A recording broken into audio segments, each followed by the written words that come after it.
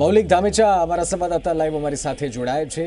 મૌલિક, આપ જે હાજર છો, કોણ આપની સાથે છે, કેવી રીતે તેઓ ઉજવણી કરી રહ્યા છે? જિગ્નેશ કવિરાજની સાથે છો આપ, કેવી રીતના તેઓ ઉજવણી કરી રહ્યા છે, શું પ્લાનિંગ છે આજનું?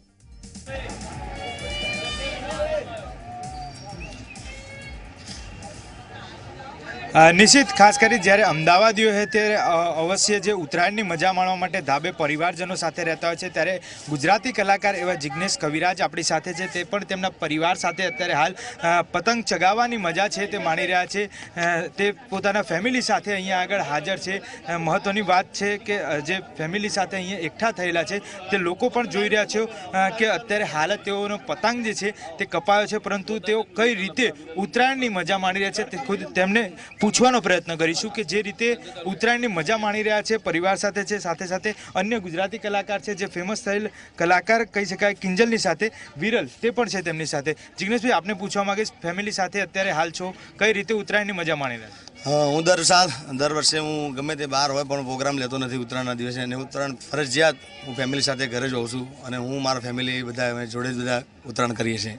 આજના દિવસનો ખાસ પ્લાનિંગ શું હશે ઉત્તરાયણને લઈને? આજે અમારે એવું હતું કે બધા જોડે દર વર્ષે જોડે જ કરતા હોય ઉત્તરાયણ, અને આ વર્ષે પણ બધા જોડે છીએ। સાથે બધા મારા મિત્ર છે, ટીના બાપુ, મારા મનુભાઈ રબારી, વિરલ, ખુશ્બુ આરસોડિયા, આ બધા જે મહેમાનો તાર મારા બન્યા છે, મારા સોસાયટીવાળા પણ બધા અહીં જોડે છે, અને બધા ભેળા મળીને ખૂબ આનંદ કરીએ, અને બધા કલાકારો પણ અહીં આગળ ધાબા ઉપર બધા આવે છે, અને બધા અમે એન્જોય કરીએ છીએ।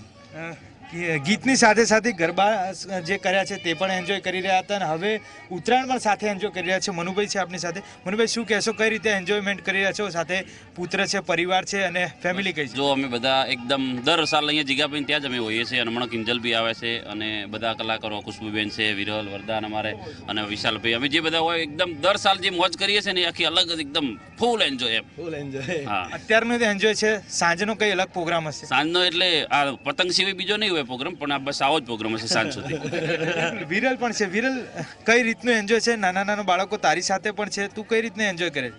બસ અત્યારે હવે અહીંયા આવ્યા છીએ તો પતંગ ચગાવીએ છીએ, જીગાભાઈ હારે, વરદાન હારે, વિશાલભાઈ હારે, અરશુ બાપા છે, મારા પપ્પા છે, મોજ જ કરવાની છે। મોજ કરવાની એક જ દિવસ હોય છે, આજે પણ મોજ કર્યા છે। જિગ્નેશ કવિરાજના ભાઈ છે વિશાલભાઈ, તેમને પણ પૂછવા માંગીશ, કઈ રીતે એન્જોય કરશો આપ? અમારા મિત્રોને, દરેક ચાહકોને મારા જય માતાજી, જય ગિરનારી। આજ મકર સંક્રાંતિ, અને દરેકને વિનંતી, બધાએ પશુ પક્ષી બધા હાચવજો, અને બધાએ જો કે વરદાનનું નવું આલ્બમ આવ્યું છે, મજા લો। આજનો દિવસ બધા મજા જ લો સાહેબ। અમારા મનુભાઈ, અમારા જિગ્નેશભાઈ, વિરલ, અમારું ખુશ્બુ આરસોડિયા, દરેકને બધાને ખૂબ ખૂબ આભારી છું। જય માતા। અને આ છોકરો, આ વિશાલભાઈનો બાબો છે વરદાન, એને હમણાં એક ગીત ગાયું છે, મજા લો। શું કહેવા માંગો છો તમે? આજે તમે ગીત ગાયું છે, ને ગીત હવે લોકોમાં પ્રચલિત થઈ રહ્યું છે। મતલબ ગમે ત્યાંથી મળે પણ મજા તો લેવાની જ, એટલે ઉત્તરાયણમાં તો ફૂલ મોજ કરવાની જ।